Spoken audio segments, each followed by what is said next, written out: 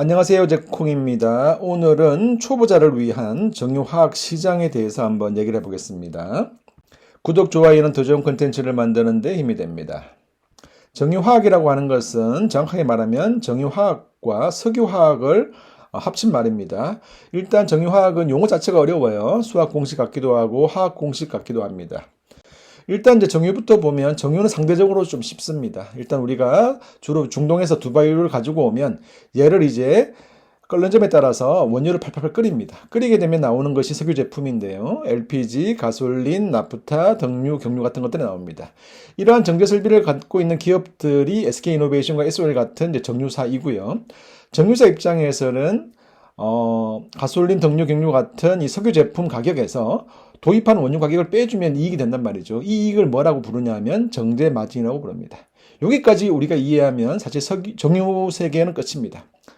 상대적으로 별로 어렵지 않습니다. 그죠? 자, 정유사가 생산하는 제품, 석유 제품 중에는 나프타가 있다고 했어요. 앞서. 그죠? 나프타는 납사라고도 하는데요. 이 나프타를 이제 시작으로 해서 석유화학의 세계가 이제 펼쳐지는 겁니다. 문제는 이제 석유화학 세계에 발을 디디면 제품명 자체부터가 일단 기분이 우울합니다. 뭐 이러한 폴리에틸렌, 폴리프로필렌, ABS, 폴리카보네이트, SBR 이런 것들이 나오면 일단 익숙하지 않기 때문에 도망가고 싶고 한글로 봐도 무슨 말인지 잘 모르겠어요.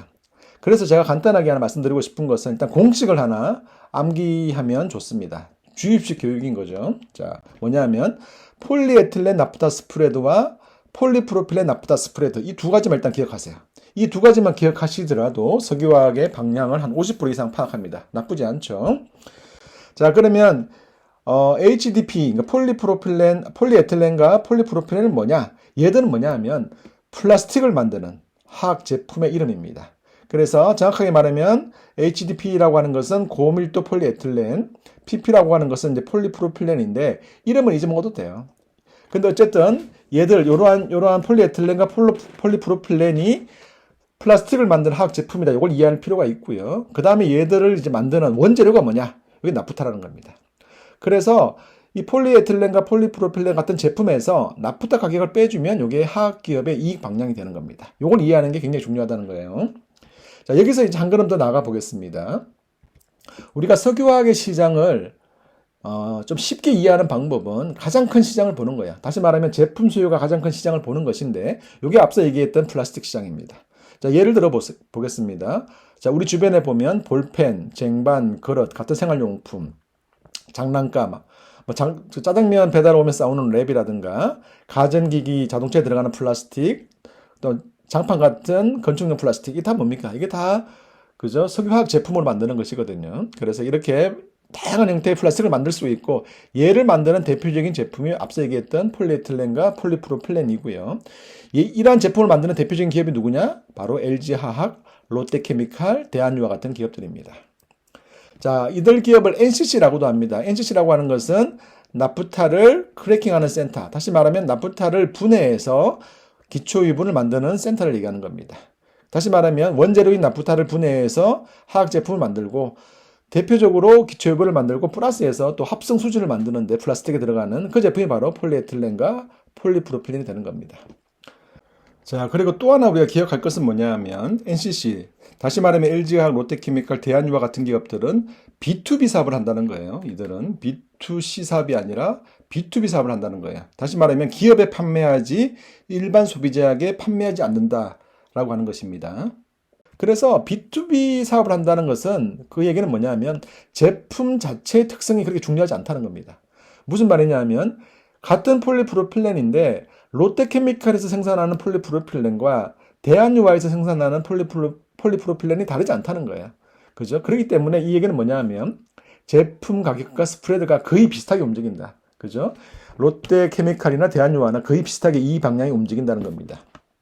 자, 그런데 반면에 이제 이러한 NCC로부터 합성 수지를 산 기업들은 어떻습니까? 자동차도 만들고 장난감도 만들고 랩도 만들잖아요. 다시 말하면 이들은 B2C 사업을 한다는 겁니다. 그렇기 때문에 굉장히 경기에 민감해요. 경기가 둔화되면 어떻습니까? 이들이 만드는 B2C 제품들이 안 팔리니까 바로 화학 제품의 주문을 줄이게 됩니다.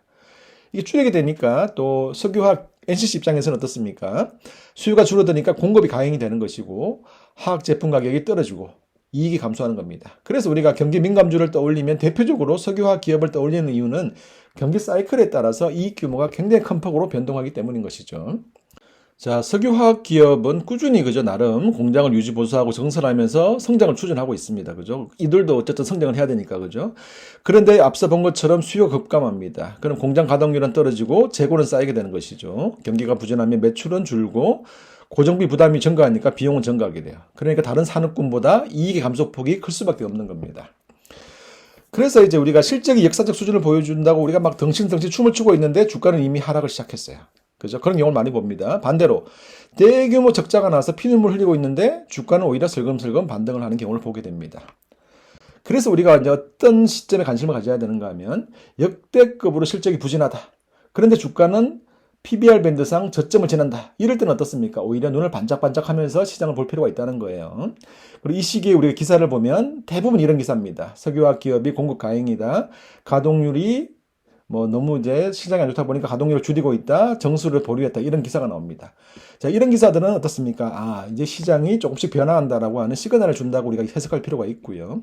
이러한 이제 흐름에 익숙해지면 그 다음 단계로 넘어갈 수가 있어요. 그 다음에는 합성수지 시장에서 넘어가서 이제 합성 고무 시장이라든가 폴리우레탄이나 폴리에스터 같은 다른 화학 제품도 우리가 접근할 수 있는 것이고요. 이 접근하는 방식은 합성수지와 다르지 않다. 이렇게 말씀을 드립니다.